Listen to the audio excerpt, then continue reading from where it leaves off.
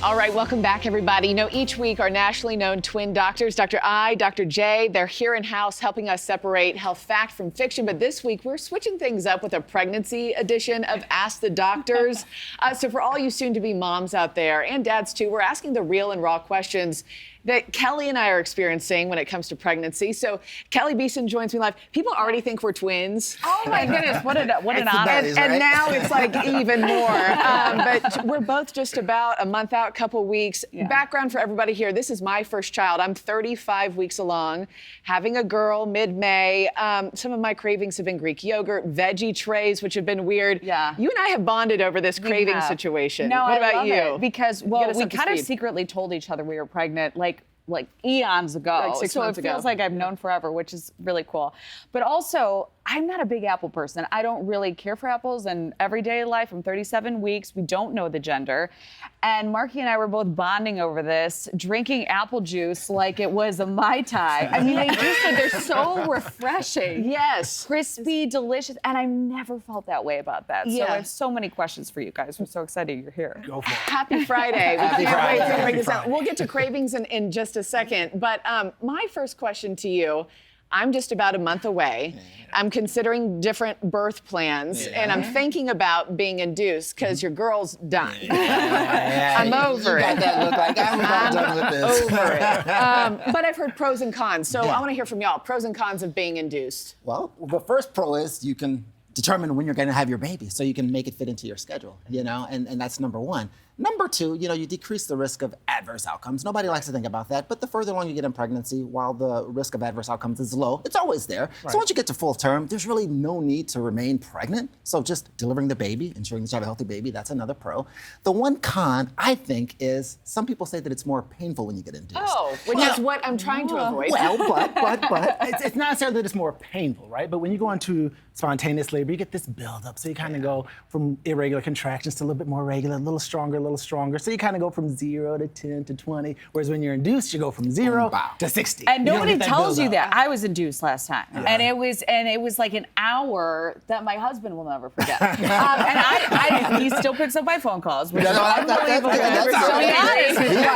fast, but right. And they were like, well, you want to wait on the epidural because you want to like do this so that you can still move and move your legs. And I was like, I'd like to speak with the manager. Moving your legs is overrated. I was like, you know, I don't know that I would do that again. Okay. So you're not doing it again? Well, I would love to have a natural birth, you know? I would love for it to be, but our son was a week late, and they were like evicted. No more of this. Like you walk across the street, we're done, everybody's done. Yeah. Okay.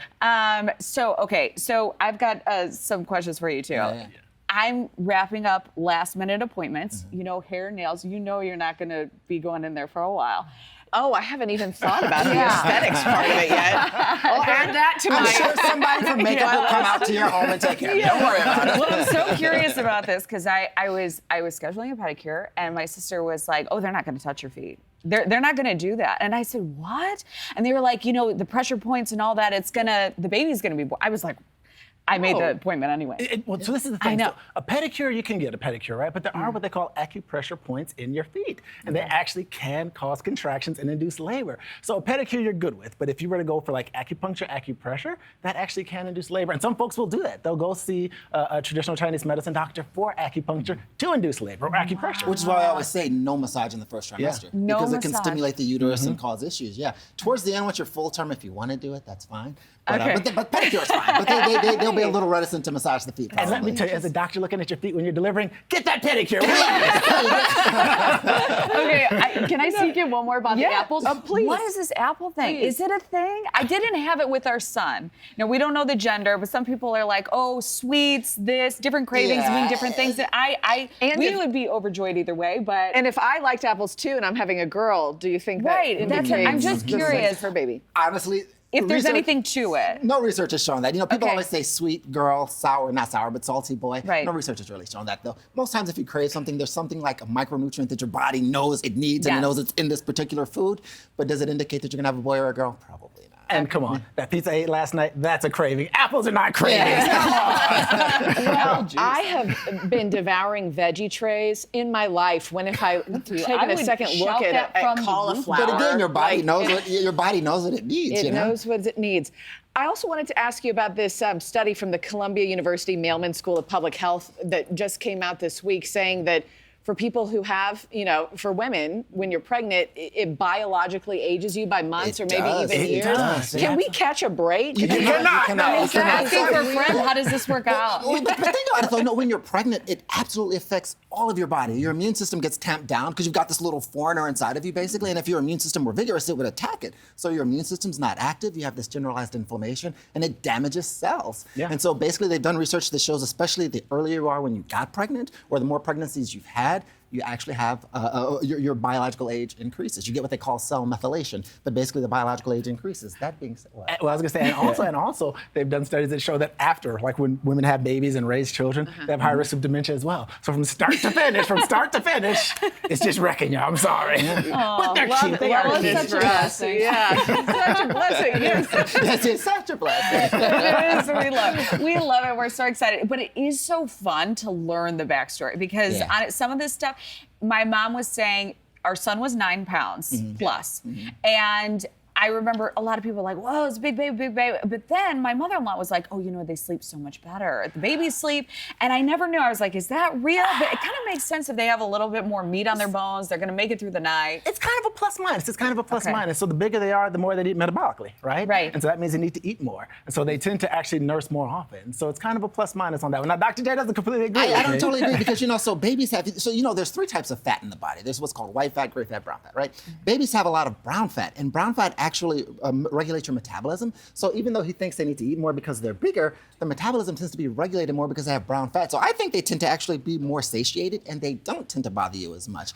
Also, brown fat actually creates chemicals that tend to level you out and make you calmer as well. So I personally think I big love babies. those. I'd love as many of those as possible. Seriously, so I think they tend to be tamer, but he doesn't agree. I don't necessarily agree. We had a 9-pound baby. Was your baby tame? Exactly. Was your baby tame? Your little 9-pounder? 9'5". Oh, He's geez. such a joy. I love him so much. I mean, I can't say anything bad about him. No, but was he good? Was he a good sleeper? And He was. You know what? He slept through the night at see, 3 there you months, go. right when I came geez. back. Oh, wow. Which I was Okay, like, well, oh okay. my God. There you Okay, go. and they're on the just schedule. cuter when they're They are chunky. cute. they are, exactly. Yeah. Those skinny babies. Rolls. I had a little 4-pounder. I look at the pictures now, I'm like, oh. Yeah, little. He was not cute. Thank you both. We've been looking forward to this It's day always for a long fun. time. Yeah. And Kelly, thank you for joining Oh my this goodness, morning. what a This pleasure. is so Thank you for having fun to have you, to have your medical or health questions or your pregnancy questions answered on our show by Dr. I and Dr. J. Find them on social media at the Twin Doctors _. So we'll see you back here next week for more.